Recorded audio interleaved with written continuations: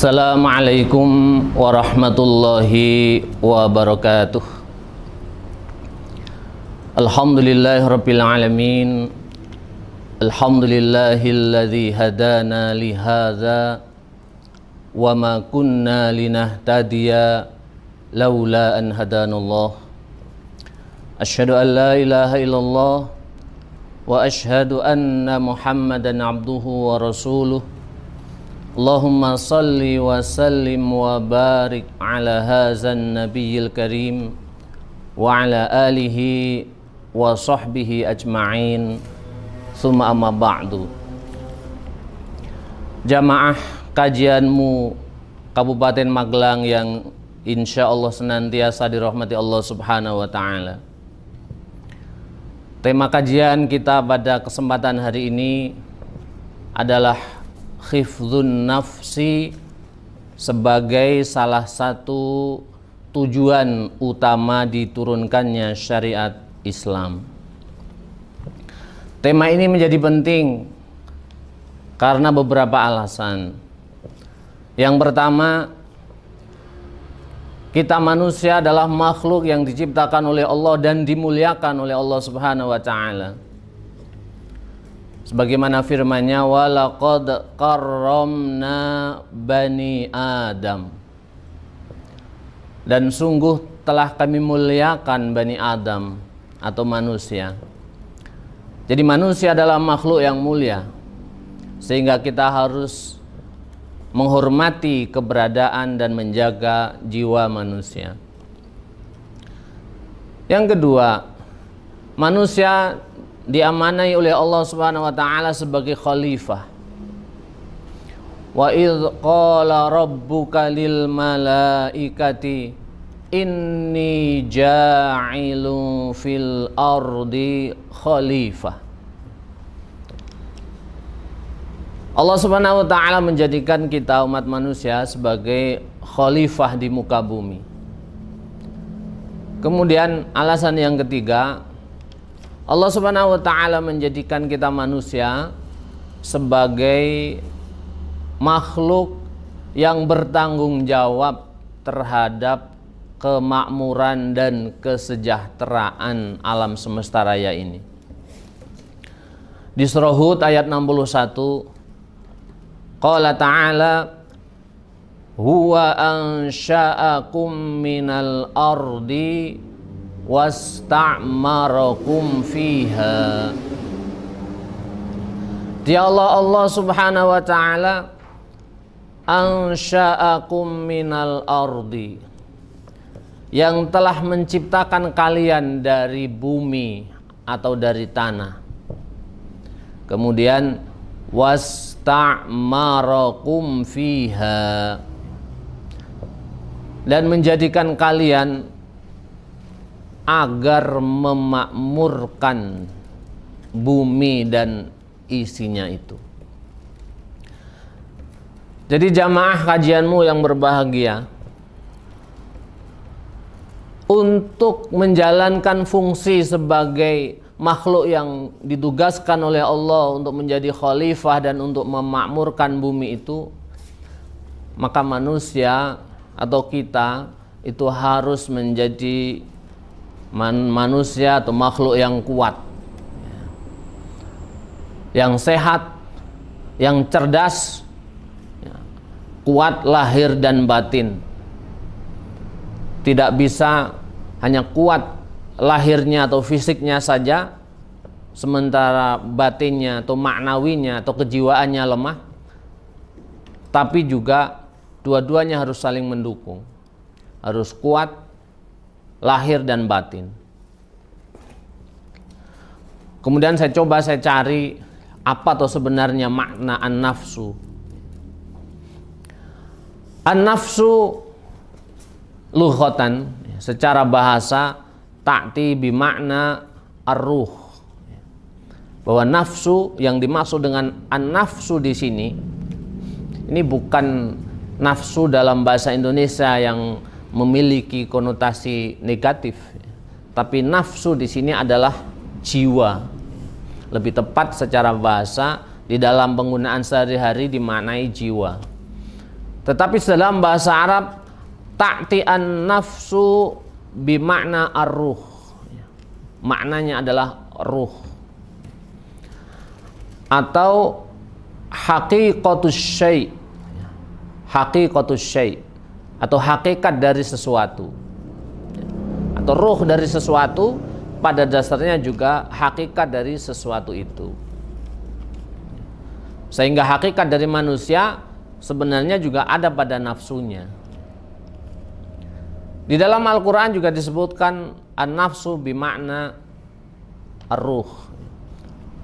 Allahu yatawaffal anfusa hina mautiha. Allah yang mematikan atau mewafatkan al-anfus, bentuk jamak dari kata an-nafs.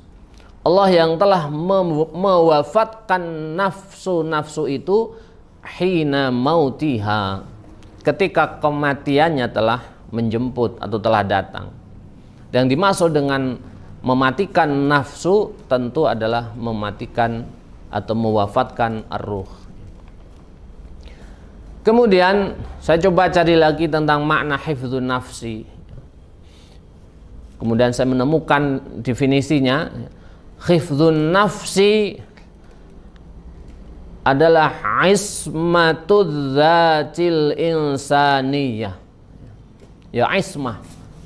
Ya, hifdzun nafsi yaitu ismah atau menjaga. Apa yang dijaga al-zat al-insaniyah. Zat dari kemanusiaan itu. Min anasiriha al-madiyati wal ma'nawiyati. Baik itu atau yang terdiri dari unsur-unsur madiyah, material, jasadiyah atau fisik, maupun unsur yang termasuk dalam al-anasir al-ma'nawiyah, unsur maknawi atau non materi atau non fisik, atau barangkali unsur kejiwaan. Tujuannya apa? Kenapa nafsu itu perlu dijaga? Tujuannya adalah litahqiqil ghayati min wujudiha, untuk mewujudkan atau merealisasikan dari tujuan dari keberadaan manusia itu sendiri, yaitu apa? Imaratul ardi, memakmurkan bumi, sebagaimana tadi yang disebut di dalam surah Hud ayat 61. Ibu dan bapak serta adik-adik jamaah kajianmu Kabupaten Magelang yang senantiasa dirahmati Allah Subhanahu wa taala. Jadi unsur di dalam hifdzun nafsi tadi terdiri dari dua hal, yaitu unsur madiyah dan unsur ma'nawiyah. Maka secara fisik kita harus berusaha untuk memiliki fisik yang kuat, yang sehat. Jasad atau material kita harus berusaha untuk memiliki jasad dan materi yang kuat. Unsur non fisik, ruh atau maknawi atau kejiwaan, kita juga harus berusaha untuk memiliki kejiwaan atau ruh yang kuat. Nah, itulah maka warga bersyarikatan harus menjadi pribadi yang kuat, pribadi yang solih, pribadi yang berwawasan luas, dan tentu saja menjadi pribadi yang bermental dan memiliki semangat yang berkemajuan. Maka pada kajian kali ini tentang hifdzun nafsi itu meliputi dari dua unsur tadi. Yang pertama adalah hifdzun nafsi jasadian. Hifdzun nafsi dari segi jasadnya atau fisiknya. Au madian, dari segi materialnya. Kita bersyukur alhamdulillah Allah telah menurunkan syariat agama Islam ini yang telah menjamin hifdzun nafsi. menjamin keberlangsungan dari khifdun nafsi ini? Tentu yang pertama adalah disyariatkannya az-zawaj. Az-zawaj atau nikah. Disyariatkannya nikah itu menjadi sesuatu yang sangat penting di dalam keagamaan kita. Untuk apa? Ya tentu li ijadin nafsi atau li ijadin nasl. Untuk kepentingan keberlangsungan kemanusiaan atau listimraril basyariyah. Untuk keberlangsungan kemanusiaan, tapi bittariqis sahih, bittariqis salim, dengan jalan yang benar, dengan jalan yang lurus, bukan dengan jalan yang salah. Maka Rasulullah SAW bersabda, ya ma'syarasy syabab, wahai kalian para pemuda, orang-orang yang sudah memiliki kemampuan, falyatazawwaj, hendaklah untuk segera menikah. Karena itu adalah syariat di dalam agama. Tujuannya adalah tujuan yang besar, bukan hanya untuk kepentingan pribadi, tetapi itu adalah listimraril hayatil basyariyah, untuk demi keberlangsungan kehidupan umat manusia, dimulai dari kehidupan kita sendiri. Kemudian kita juga bersyukur agama kita atau Al-Quran sudah mensyariatkan atau menganjurkan kita untuk mengkonsumsi atau dihalalkan sesuatu yang halal dan yang thayyib. Ya ayyuhan nas, kulu mimma fil ardi halalan thayyiba. Wahai manusia, kulu mimma fil ard, makanlah apa yang ada di bumi ini, halalan thayyiba, yang halal dan yang thayyib. Kemudian kalau tadi khitabnya adalah untuk manusia, maka di surah Al-Baqarah ayat 172 khitabnya bukan untuk manusia, tetapi khusus untuk orang yang beriman.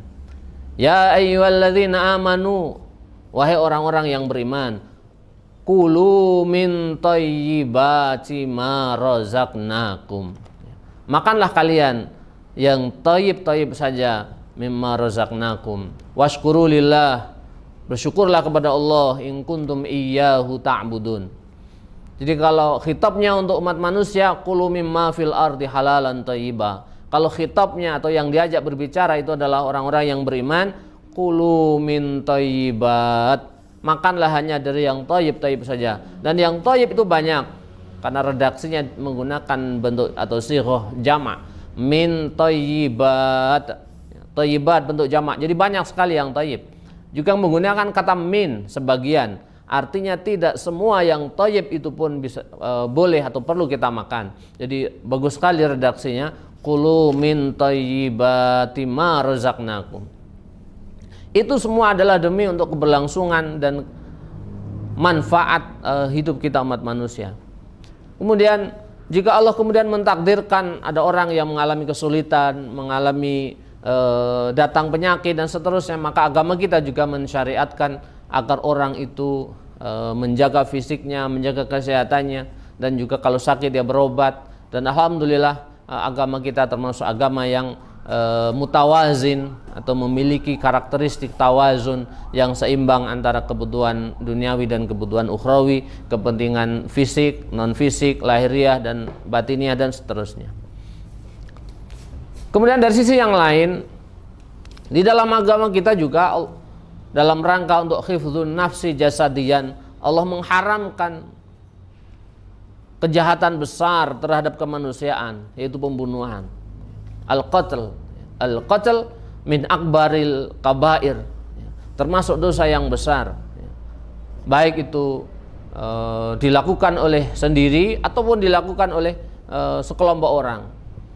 Bahkan Khalifah yang kedua Umar bin Khattab di dalam salah satu ijtihadnya adalah apabila ada sekelompok orang membunuh satu orang, maka sekelompok orang itu terkena hukuman semua. Itu ijtihadnya Umar bin Khattab yang juga didukung oleh Al-Khalifah yang keempat Ali bin Abi Thalib. Jadi Ali bin Abi Thalib karramallahu wajhah mengusulkan kepada Umar bin Khattab agar orang sekelompok orang yang mengkeroyok orang, yang membunuh satu orang, berapapun banyaknya itu, maka mereka semuanya dihukum. Dalam rangka apa? Dalam rangka untuk menghormati satu orang nyawa atau nafsu manusia. Maka maha benar Allah ketika berfirman, "Man qatala nafsan bi ghairi nafsin aw fasadin fil ard faka'annama qatalan nasa jami'a." Barang siapa yang membunuh satu nyawa bi ghairi nafs, dengan cara yang tidak benar, aw fasadin fil ard, bukan karena telah melakukan kegiatan atau kejahatan yang merusak.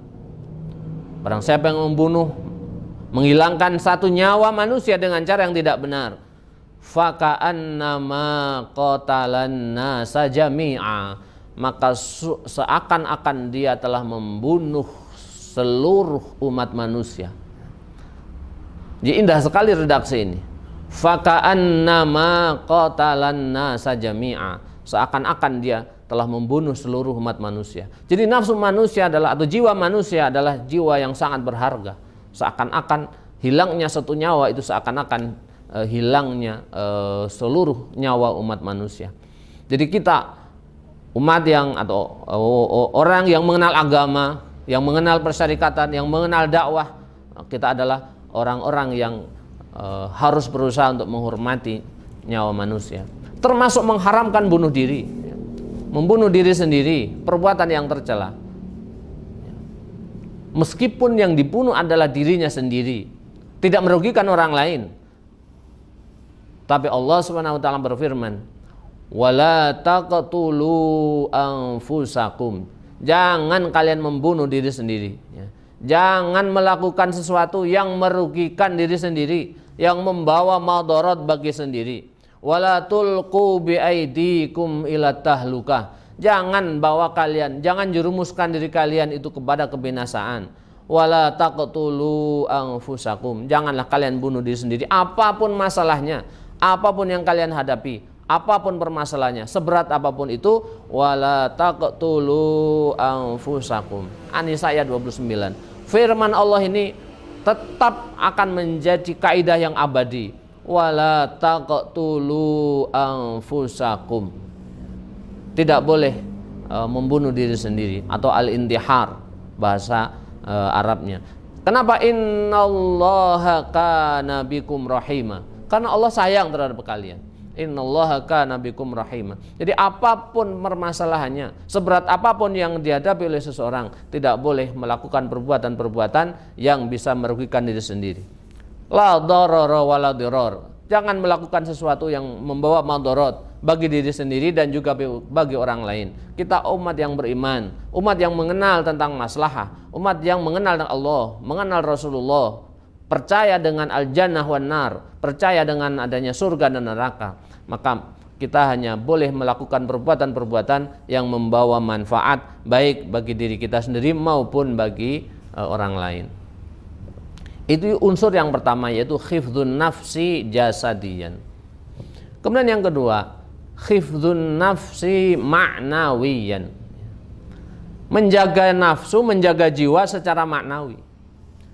Dan agama Islam alhamdulillah, para ulama kita juga sudah menyusun banyak sekali kitab yang berbicara tentang tazkiyatun nafsi, atau menyucikan jiwa. Sebuah kajian yang luar biasa, banyak sekali dibahas oleh para ulama, siapapun ulama-ulama kita pada masa terdahulu sampai sekarang, tentang tazkiyatun nafs. Pentingnya untuk menjaga jiwa agar senantiasa sesuai dengan fitrahnya, agar senantiasa terkendali, agar orang bertahap dari yang disebut dengan nafsu ammarah, kemudian dia menapak ke tangga berikutnya, yaitu nafsu lawamah, dan syukur-syukur Allah memberikan anugerah kepadanya untuk menapak tangga yang tertinggi yang disebut dengan an-nafsul mutmainnah. Karena nafsul mutmainnah itulah nafsu yang bisa memberi manfaat kepada banyak orang. Sebagai nafsu yang paling tinggi, an-nafsul mutmainnah la tarda minal asya'i illa bi'a'laha.